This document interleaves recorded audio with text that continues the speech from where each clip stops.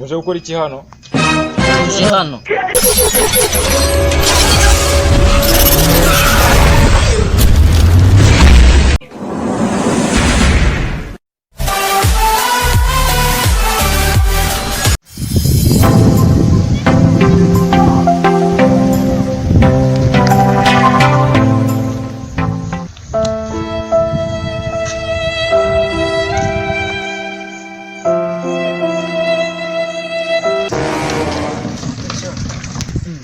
Ase ahubwo uko mbona wahereye kare wagira ngo umuntu ndajyana nge nawe.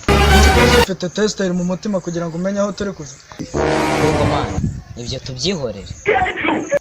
Ubwo nimba nawe ari mu gakino ngwino tumutakare. Bikaze. Ahubwo ducomoke moto. Haraba. Ahubwo haraba hayi. Hadashya.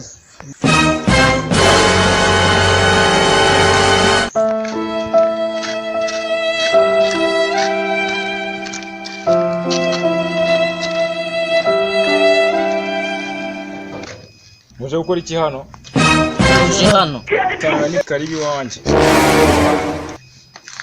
Murakoze.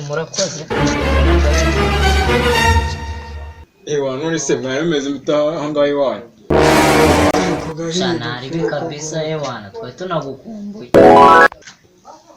Ewa uretse ko nanjye kunsura nta kibazo kirimo. Ni karibu muri Islande ahubwo nabarangana. Na ribi kabisa n'ubundi tukigera. Twese tubona ko kabisa ibintu ari waneza turavuga ahantu baraduha karibu.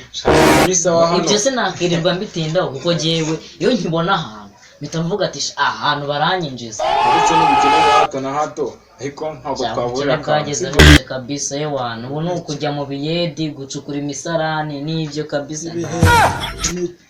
Wacha ibintu cy'agahego k'imetuko mani babyarakaze. Ubwo se kubijyanye n'imituko ibintu byarakaze ariko ntabwo naburira kantu sibyo se. Ntaribe kabisa wakatuzanira umuntu akaba kanyinyira. Wakinyo no mbonye bakitse gezo ne kantu sibyo. Nawe ubundi se shaka. None uwo mukobwa wambwiye watitaganyije bite? Byahese shaka cyaneye indobo ariko namyingingana. Mwinginga niyo mu cyanga nakwizera. Kado. Erega bayoti. Debuka shate wowe. Bari koti. Ndabona ka kantu tunyeka dogo yakazanye. Muri Isanga mari.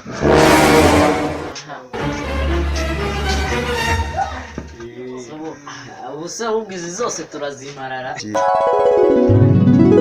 Nawundi se Kado. Usubiye mu gikandane guhamagaye mu kanya.